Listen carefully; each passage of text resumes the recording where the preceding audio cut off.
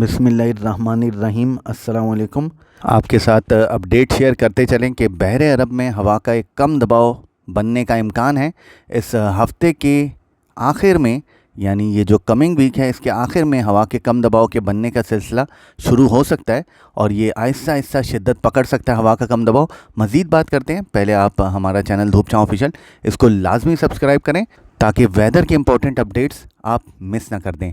हवा के कम दबाव का रुख किस तरफ होता है और क्या ये समुद्री तूफ़ान में तब्दील हो सकता है, तो आपको बताते चलें कि इनिशियली इस हवा के कम दबाव का रुख ऐसा लग रहा है कि नॉर्थ वेस्ट की तरफ, यानी शुमाल मगरिब की तरफ होगा। ये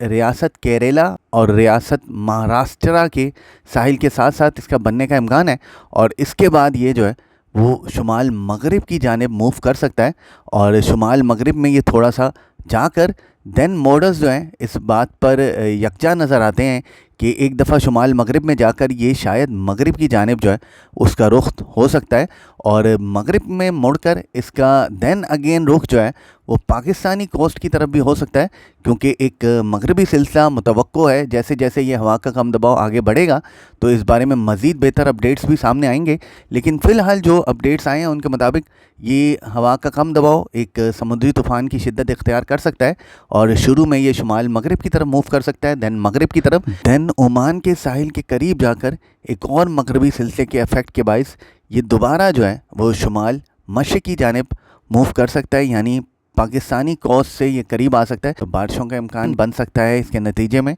पाकिस्तान के साहिली इलाकों में। इस हवा के कम दबाव में आहिस्ता आहिस्ता शिद्दत में इसकी इजाफे का इम्कान है और इनिशली ये ओमान के साहिल की तरफ इसका रुख हो सकता है, जैसा कि मैंने आपको पहले भी बताया। और बाय नेक्स्ट वीक, यानी by mid of next week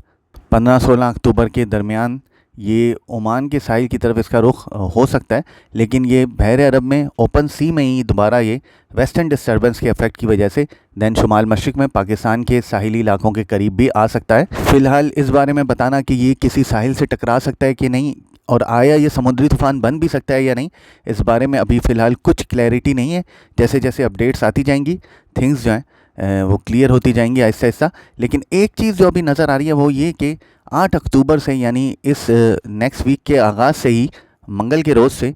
Karachi समेत सूबा सिंध के काफ़ी इलाकों में गर्मी की शिद्दत में इजाफा होने का इम्कान है, क्योंकि ये हवा का कम दबाव जैसे जैसे बनना शुरू होगा समुद्री हवाएं जो है वो काफ़ी हद तक कट ऑफ हो सकती हैं, जिसके बायस गर्मी की शिद्दत में इजाफा मुतवक्को है और वो अगले वीक तक गर्मी की शिद्दत जो है ख़ास तौर पे जो दोपहर के टेम्परेचर्स हैं वो काफ़ी ज़्यादा हो सकते हैं इस हवा के कम दबाव के बायस। अभी तक अपनी अपडेट को यहीं तक रखते हैं। मज़ीद अपडेट्स के लिए आप धूप छाँव के साथ रहें।